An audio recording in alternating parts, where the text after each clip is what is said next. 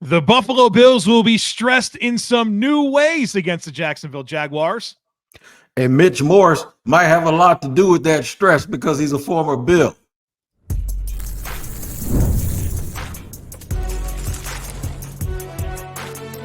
You are Locked On NFL Crossover, part of the Locked On Podcast Network. Your team every day. Welcome into this crossover Thursday episode of Locked On Bills and Locked On Jaguars.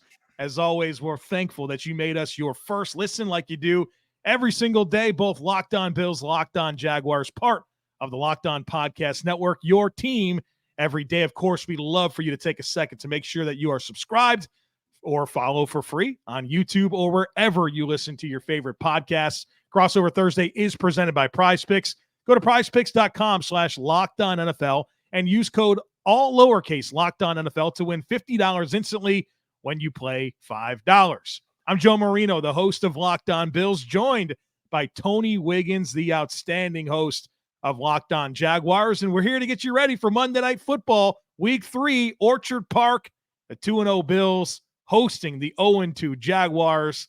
Tony, my guy, looking forward to this conversation since the schedule came out. It's good to be here with you. Good to be here with you too, man. I didn't quite expect the records to be what they are right now, but I guess that's the conversation. That's it. The fact that you guys are 2-0 and look like world beaters, and the Jags are 0-2 and are already pointing fingers and questioning each other. Well, Tony, that was the first question I had for you. Is this Jaguars team's talented? There's no question. They have the players on this roster to be a good football team, but they've been really streaky under Doug Pederson now into his third season. And so 0-2, tight losses both to Miami and Cleveland. And listen, Bills Mafia is not happy about that Dolphins game getting away from the Jaguars. But what are you seeing, man? Like, what are the contributing factors here in these games getting away from Jacksonville? They got a little stink on them, man, and that stink it comes from their history, and they got to be able to shake that stuff off. It's Murphy's Law. Whatever can go wrong seemingly goes wrong at the wrong time. For instance, the game you're talking about against Miami, dominated it for 43 minutes and lost because of the last 17 minutes. The game against Cleveland were dominated for about 40 minutes and still lost because the 20 minutes that they tried to get it together and play with a lot of desperation, it just did not happen. And the worst thing about it is, after 2 weeks, Trevor Lawrence said, yeah, we suck. Period. Point blank in the discussion. That's it. Doug Pederson said, at this point, we've been together long enough that we shouldn't come out and play like this. This is 2 weeks into the season. And if anything, that just points to the fact that people don't have answers already. And now we're expecting those people that don't have the answers, that have their finger on the pulse of the team, we're expecting them to actually provide them when they have to go on the road against Buffalo on Monday night and then to Houston the very next week. I think it's 0-4, and I think the heat is going to start getting turned up around here. I hope they surprise me, and I hope I'm wrong, but I just don't see them beating either one of those teams on the road. Well, I'll tell you, despite maybe how the optics look, Bills Mafia feels like the Jacksonville Jaguars are a bit of the Bills' kryptonite. I mean, you go back to the London game last year and even the Urban Meyer year when the Jaguars were at rock bottom in a year where the Bills were as good of a team as there was in the NFL. Jaguars got that football game, right? It's been a really interesting series between these two teams. And so it kind of feels like one of those situations where, from at least the Bills side of things, you're throwing sort of the records out of the equation here because the Bills kind of have to prove it against a Jacksonville team that's played them tough throughout the years. I have a theory for that. And the theory is that when you're playing a team like Buffalo, they're pretty straightforward. We ain't trying to disguise a whole bunch of stuff, man. We play in Buffalo. We actually have the identity of our community. We're tough. We're just going to line up in front of you and say, yeah, what's up? The teams that the Jaguars are playing, first week in Miami, a lot of misdirection. And then Stefanski with what he was doing last week because he was shorthanded on the offensive line. They really wanted to limit possessions and dial certain things up and basically win first downs as if first downs counted on the scoreboard. And that's exactly what they did. And then they were able to limit the Jaguars because of their stellar play with guys on every single level. You look at their team on every single level, they have really, really good personnel and they communicate really well. I think the Jaguars struggle against teams that scheme them up. I don't think they struggle with teams that go, come on, let's go outside and just have a fight, me and you. And Buffalo is that type of team. And you admit it yourself. Jacksonville's full of big, strong guys that can really, really play. Yeah. So playing them straight up and just challenging their manhood allows them to stay competitive in the game. I think they get in trouble when teams start doing other stuff.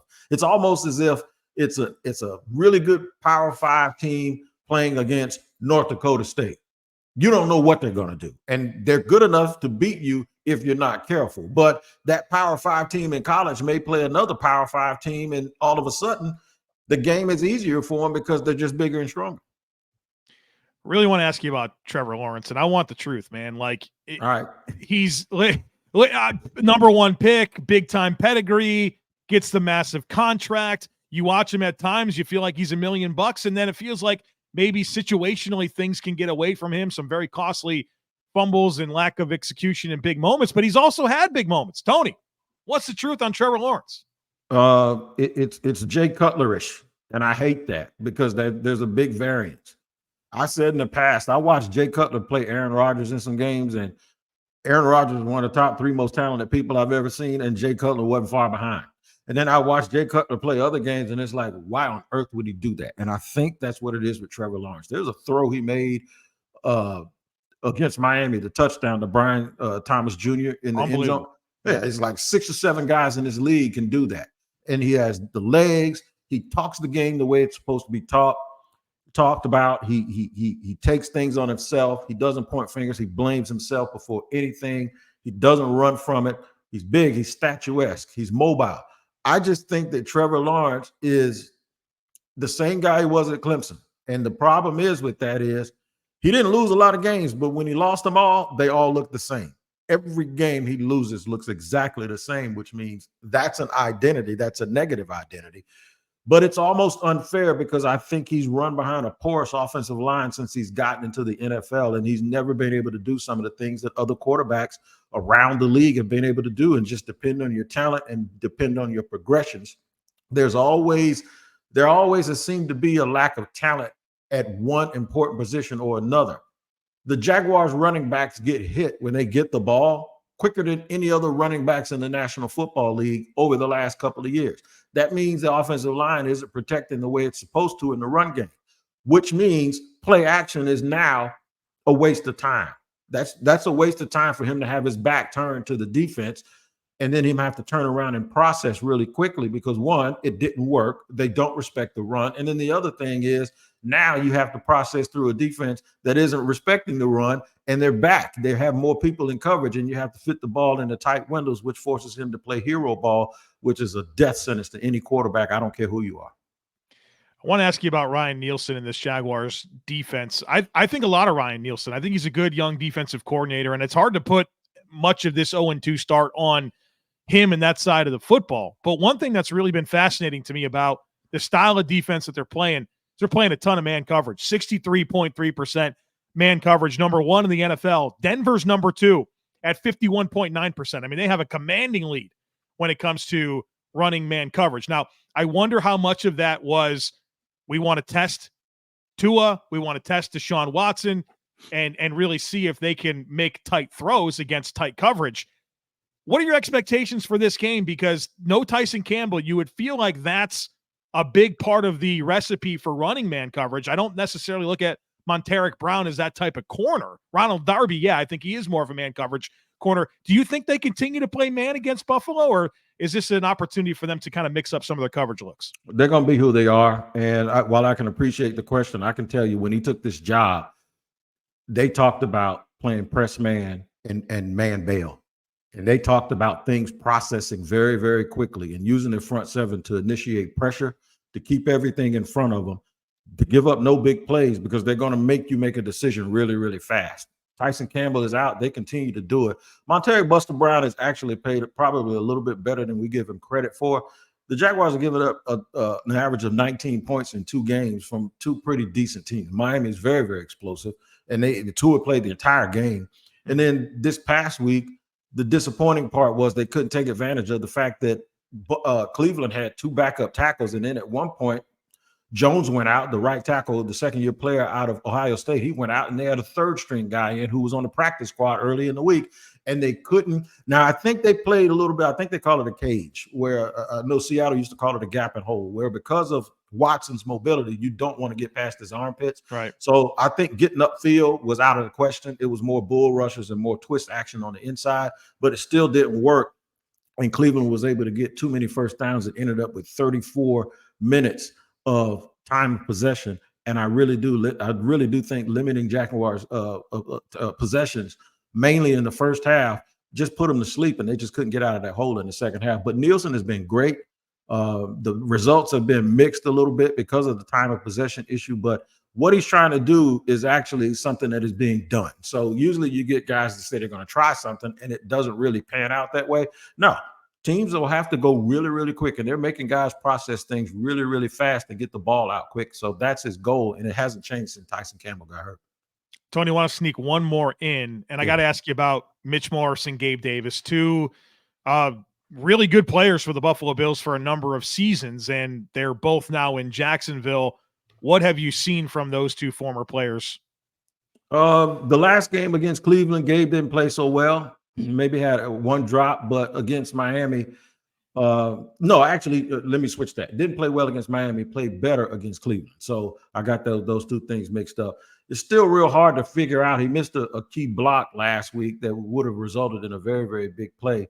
But it's still real hard to gauge what Mitch Morse is. Now, the analytics say that he's playing really, really well. But as you know, on that offensive line, they'll all look bad, man, if just one guy is not looking good. And it hasn't been really, really good for Trevor Lawrence. So there are a lot of people that thought all we needed was a center from last year because Luke Fortner was so terrible.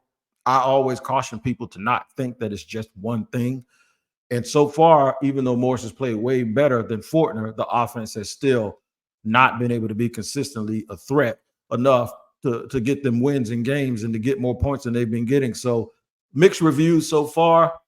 We'll have to see if it's just not the total problem. And there looks like there's more things that's going on than just putting those two guys in those spots. All right, coming up on the other side of it, we're going to flip the script. Tony's going to find out whatever he wants to know about the Bills, folks. Be sure to stick with us. For most of us that like collecting cards, the idea of spending $2,000 or more on a Josh Allen rookie card just isn't in the cards. I love collecting, but that's some serious money to drop. Thanks to slab packs from arenaclub.com, now it's possible to score gem mints for a fraction of their retail price. Arena Club is the only repack that provides a real value, a complete view of all possible cards, and clear hit rates for each one. Arena Club slap packs are revolutionizing the repack game with transparency. After your polls are revealed, they'll immediately be placed in your showroom for safekeeping, selling, trading, or auction. The Arena Club grading process is accurate, fast, and transparent with a full grade rationale provided, an explanation of how your card was scored. Whether you're buying, selling, trading, or displaying, Arena Club is the card collecting platform that you have to check out.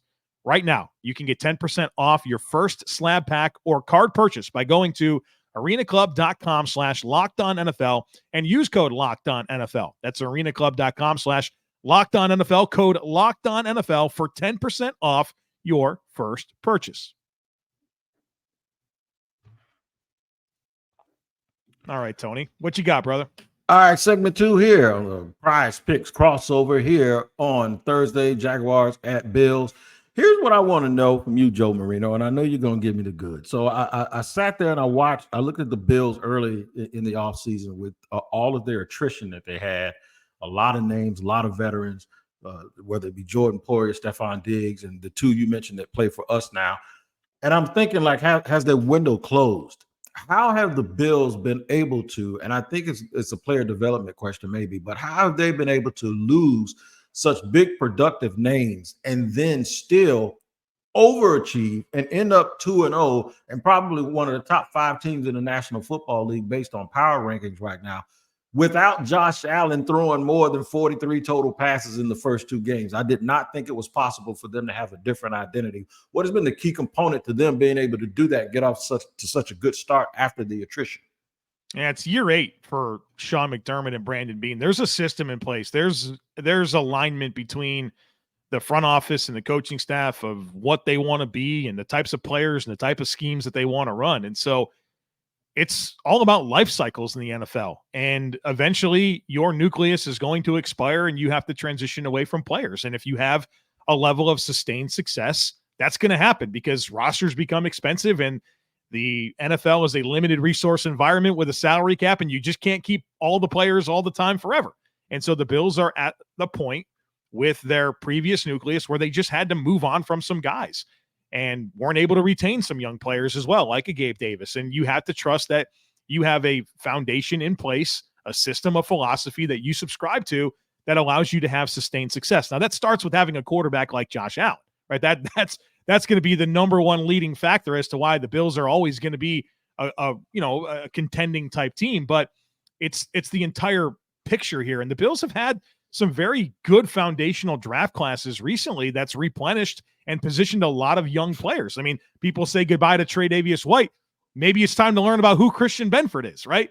They say goodbye to Gabe Davis. Well, probably need to figure out who Khalil Shakir is before you overreact to that type of a move. Oh, Mitch Morse has been a great center for the Bills for a long time. Well, they drafted Osiris Torrance. They signed Connor McGovern. They like those types of players. There's a system in place for how this is supposed to go. And even they've had some attrition on the defensive side of the football this year. Key players like a Matt Milano, like a Taron Johnson, like a Terrel Bernard, key players on the second level, they're able to not have those players right now because there's experienced depth that's ready to step in and fill in those moments. And so from a national level, it was kind of frustrating to watch the Bills' funeral play out this last offseason because people just don't know what's actually happening. And I'm sure that's happens to some extent in Jacksonville, where on a national level, they just don't quite know the nuances of what's happening with the football team. But the reality is the Bills have been preparing for this. There's young talent in the pipeline, and they needed a roster reset because it was 8 years into a build. You know what? I have a bit of an analogy for that. I say when a GM is out people hunting, personnel hunting. Let's assume he's going to a grocery store, right? Well, don't go to a grocery store hungry, because if you go in there hungry, you're gonna get all perishable stuff that you're gonna probably dig into while you're driving in the car, right? You go to the grocery store when you're full. You're not hungry. You're gonna pack your pantry. Not only are you gonna pack your freezer. And the Jaguars haven't done that, and it seems that the Bills have. So my next question is this. With Josh Allen getting all of the Patrick Mahomes comparisons, and all of this probably started when the Bills were the ones that traded the pick to the Chiefs for them to get the LeBron James of the NFL right now, Patrick Mahomes. And then you guys later got Josh Allen the next year. And there's always been this comparison. And all of a sudden that gap went away, and Josh Allen was thought of to be right up there in the same stratosphere. How do you convince that kid to only throw the ball 43 times in 2 games? Yeah. Has he also bought into this thing? And is it a situation where we're just going to do this now until we learn and our receivers grow and we can get Keon, Coleman, and we're going to suck people in, and eventually we're going to turn you loose? Yeah, I think credit to the Chiefs. I think that they figured out that it's not just the off-script big plays down the field that are important. You have to be able to play within structure, and you have to be able to play mature quarterbacking. And when they traded away Tyreek Hill and the vertical elements of that offense went away, there was a lot of question marks. But in reality, I think it was a very good move for them to not only replenish their roster with assets and not pay a lot of money to Tyreek Hill, but it allowed Patrick Mahomes to embrace doing the smart right thing with the football, right? A lot of quick game, getting the ball out of his hands, and then you sprinkle in the cool off-script stuff that you need to when necessary. I think if you look at an NFL football game and there's 70 plays offensively run, I think most quarterbacks are probably the same for 55, 60 of those plays. It's 10 plays a game, really, that makes it different. And I think for so long, the NFL has been trying to scratch and claw to find outliers like a Mahomes or a Josh Allen to make these off-script quarterbacks play within their box, but then, they're not really able to play within the box. They're good because in college they have physical skills that allows them to beat up on lesser opponents, but they just don't run the offense. You still got to run the offense. And I think there's a maturity that's happened with Josh Allen, at least early this season, that is he's embracing a role. You know, he's of course he has to put on the cape. He did it against Arizona. 4 touchdowns, right? Carried the team to from a come from behind win. But then flash forward 1 week, 19 passing attempts. Josh Allen goes 13 of 19. You hand the ball to James Cook. You win a football game by 3 touchdowns because you didn't have to do that crazy stuff. And so I think there's a maturity that's required for these quarterbacks to be able to settle in, run the offense, and understand when to sprinkle in the off-script stuff that people fall in love with. So I think that's what you're seeing across the league. Look at Will Levis. Look at Caleb Williams, man. These guys are struggling because they don't know how to play from the pocket with consistency, and they want to rely on, what do people say about Caleb Williams? Oh, he's playing like he did at USC. Really? Are you surprised that he's playing like the player he's always been? Right. There's a maturation that has to happen for these quarterbacks, even if they're super dynamic. And I think in a lot of ways, you've seen Josh Allen embrace that. Yeah, I've seen a lot of teams around the league. I just found out through some research yesterday that Derek Carr didn't even have over 20 attempts, and they beat Dallas. They beat Dallas to death. A lot of teams around the league, and this was pointed out by Matt Williamson, who's on Peacock and Williamson show, and he's my guest on Friday on the Locked On NFL show. He said, I think teams around the league have figured out that everybody just wants to stop big plays, and now you're seeing these long, sustained drives where first downs is now the currency because it's affecting the game, because it's wearing those defensive players out, and it's keeping the defense that you have on your own team fresh. You do that, you have a 12-play, 80-yard drive, and then they go 3 and out. Yikes. That's almost ball game. That is almost ball game when you think of the optics and what that means to a football team. So, yeah, the Jaguars don't have that identity. And the reason why I asked you that is because, you explained it very well, Buffalo has that identity and they have that trust, the trust from the personnel department to the coach and from the coach down to the players, and they've bought into it. And so far, y'all don't have questions like we suck and maybe our plan wasn't good. And that's the difference in these two football teams at this point. Yeah, you have to be able to evolve. You have to be able to evolve your operation. It's, we talk about it being a year-to-year league. Nothing transfers from last year. It doesn't matter what you were last year, what you were good at, what you weren't good at. Every year's a new year, and you have to use your resources to build the best football team that you can and worry about yourself, right? Like worry about yourself and being the best football team that you can be, being mindful of league trends, and you have to anticipate things. And I think the teams right now that have anticipated well and adjusted their philosophies are the ones that have staying power. But football is looking different today than it did 5 years ago. And can you adjust within that or not? I think the teams that are going to be in it at the end are the ones that have figured that out and are zagging while everyone else is zigging. Yep, you're right. I totally agree with you 100%. All right. Coming up on the other side of it, folks, we're going to get into our most important things for each team to do to come away with a win. So be sure to stick with us. You've heard us talk a lot about FanDuel, America's #1 sportsbook. Well, got a little something different for you. Now through September 22nd, all FanDuel customers can bet $5 and get a 3-week free trial of NFL Sunday Ticket from YouTube and YouTube TV. Then with a YouTube TV base plan, you'll be able to watch every regular season Sunday afternoon out-of-market game. All that you need is a Google account and a current form of payment, and you can cancel at any time. Just visit FanDuel.com to download America's #1 sportsbook. Crossover Thursday is presented by PrizePicks. Go to PrizePicks.com/LockedOnNFL and use code all lowercase LockedOnNFL to win $50 instantly when you play $5. I'm Joe Marino, host of Locked On Bills. Tony Wiggins, host of Locked On Jaguars. It's time to talk about the most important thing or things for each team to do to win this football game. Tony, 0-2 Jags coming into Orchard Park.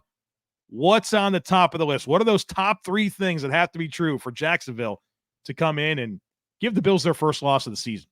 All right, the first thing is mental. The first thing is you got to leave the stink of last week. Don't get on a plane with it. And that's probably easier said than done because you can be motivated by it, but even sometimes that is bad because now you're pressing and you're trying too hard. So this is a new game. You have to treat it like a corner that just got beat for a touchdown.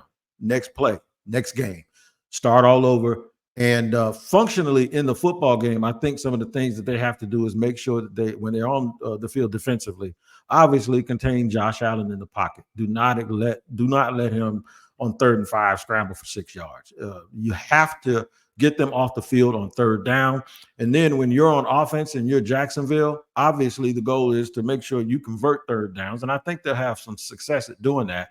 I really believe they have to score touchdowns when they cross the 50-yard line. They have to finish drives with touchdowns. And one of the ways that they can do that is maybe go with some max protect and try to hit Brian Thomas Jr. deep. He is a real good football player. He is fabulous. I think he is a future superstar.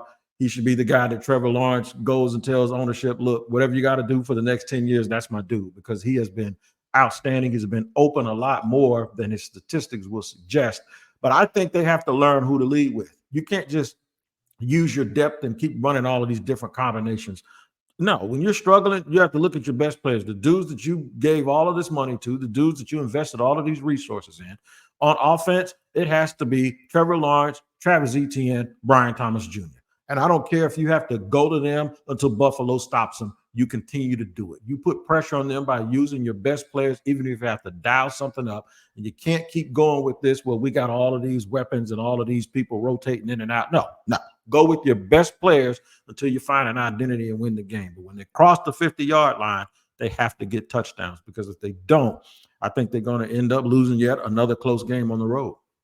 Tony, it's interesting that you talk about the best players, the identity, and you bring up Brian Thomas Jr., you bring up Travis Etienne, who I expected you to say. But as I've thought a lot about Jacksonville and what team they were going to be this year, I was mindful of some of the new pieces that they have on the offense, but I kept on saying to myself, well, they got to have an Engram and Christian Kirk. Well, Evan Engram, obviously, the pre-game injury kept him out last week, but Christian Kirk, 2 catches in 2 games. Like, what's happening there? Drops against Miami. And that's what I talk about extending possessions. He had a drop on 3rd down. If they keep that, Miami probably doesn't win. Travis Etienne fumbled too. They don't win if Travis Etienne just walks into the end zone and makes it 24-7. But you think back, we only think about plays that are missed at the end of games. There are plays at the beginning of games too on 3rd down that if you convert them, it causes the game to go in a totally different direction. Yeah. And then just last week, Denzel Ward knows they weren't letting him get open. Last week, Christian Kirk, he might as well not even have been out there, because it was tough sledding for everyone because Trevor was running for his life again. But the couple of times that they did hit something, you saw some max protection. You saw it when Myles Garrett was not in the game and his rotation was in. They were able to get downfield.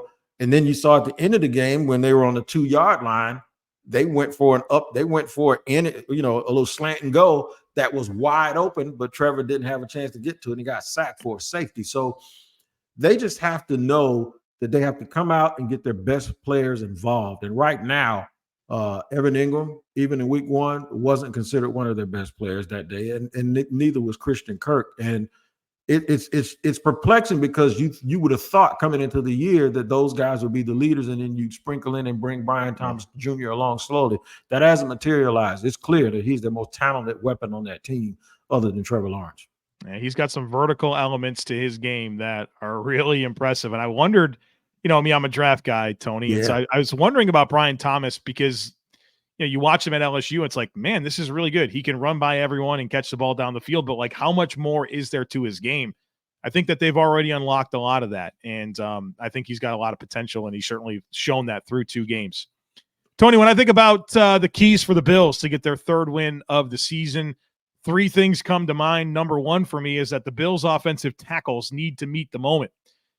Bills extended both of their tackles this offseason. Dion Dawkins at left tackle, who I think is developed into one of the premier offensive linemen in the league. And then right tackle Spencer Brown entering his 4th season. He was scheduled to be a free agent after the year, and the Bills went ahead and extended him to a big contract, $18 million a season. You got an expensive pair of tackles. They've been great through 2 games. We're also talking about Arizona, who doesn't have much in the way of edge rushing talent, and Miami, who, Jalen Phillips is a great player, but still coming back from the Achilles, and they don't have Bradley Chubb. They're playing rookies and Emmanuel Ogbah. They haven't been tested like they're going to be tested against Jacksonville with Joshua Hines Allen. So we no longer have Josh Allen and Josh Allen. I threw a celebration for that this offseason, man. That was tough to deal with. And then Travon Walker, number 1 pick entering year 3. I think he's kind of really stepping into his his stride here, a player that was always going to need a little time. The appeal there was always the upside with the physical traits. And I think you start to see that manifest itself into playmaking. And so that's a big test. It's a new test for this Bills offensive line. And so I think they're going to be really important. So the offensive tackles for the Bills need to meet the moment. Number two is they got to be able to beat man coverage. Like we've already kind of talked about, it's a new test for Buffalo. They've not seen man coverage like this yet this season. And, I think it's obviously going to hurt Jacksonville to not have Tyson Campbell. But, I think one of the fair questions that people might have about the Bills is, do they have wide receivers that can consistently beat man coverage? Well, we're going to find out. Now, I think there's some challenges with playing a lot of man coverage. I think that opens the door for Josh Allen to maybe run the football. Is that offset by, his left hand and the injury that he's kind of playing through there? Is that going to limit his appetite to run? We'll find out. But if receivers can beat man coverage, that's going to be important. I'm looking at Khalil Shakir. I'm looking at Dalton Kincaid, looking at Curtis Samuel as the players that need to be the catalysts in that capacity. Number three for me is disciplined defense.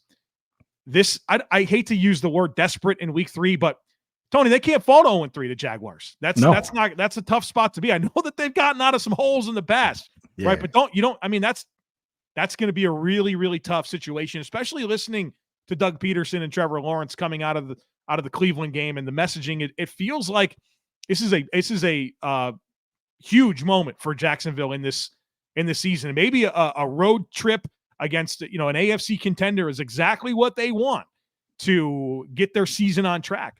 And I think the Bills need to be ready for, to some level, a desperate Jacksonville team that's looking to get their, to get the season going. And Doug Pederson, I have questions about him. I think in 2 situations now we've seen the more his fingerprints get on an operation, the worse it gets. I thought he caught lightning in a bottle in 2017. Yeah. And congratulations, they won the Super Bowl. And that's going to get you a lot of opportunity. But I'm concerned how things played out in Philly. I'm concerned how things are playing out in Jacksonville. I will say this, though. He's creative.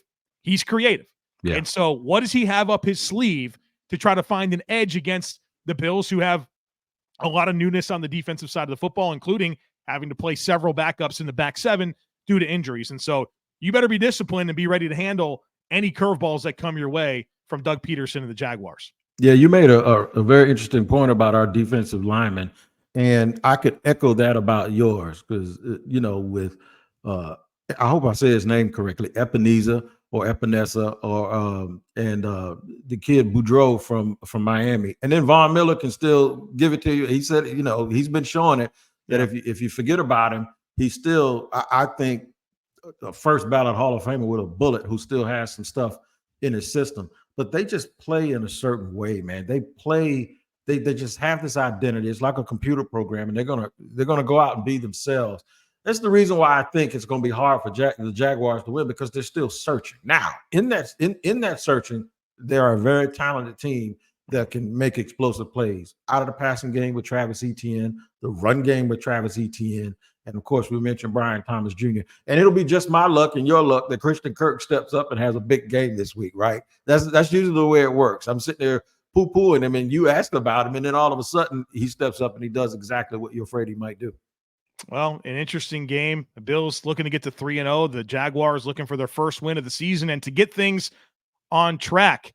That's going to do it for us here today on this episode, but plenty of pre- and post-game coverage coming from both Locked On Bills and Locked On Jaguars. So make sure that you are following, that you're subscribed, and of course, we'd love it if you took a second to rate, review, and share the podcast. Have a great rest of your day, folks, and we'll catch up with you again real soon.